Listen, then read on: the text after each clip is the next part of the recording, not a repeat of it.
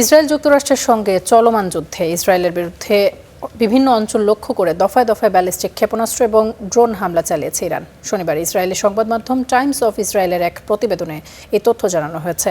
এছাড়া কুয়েতের একটি সামরিক ঘাঁটিতে ইরানের হামলায় দেশটির অন্তত 10 সেনা সদস্য আহত হয়েছেন। এদিকে মার্কিন ইসরায়েলি হামলায় ইরানের তাবরিজে একটি পেট্রোকেমিক্যাল কারখানায় ক্ষতিগ্রস্ত হয়েছে এবং তেহরানের বিভিন্ন অংশে বিদ্যুৎ সরবরাহ বিচ্ছিন্ন হয়ে পড়েছে।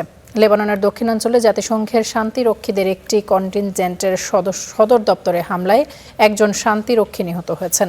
গুরুতর আহত হয়েছেন আরও একজন শান্তিরক্ষী। তবে হতাহতরা কোন দেশের সেটি এখনও জানানো হয়নি।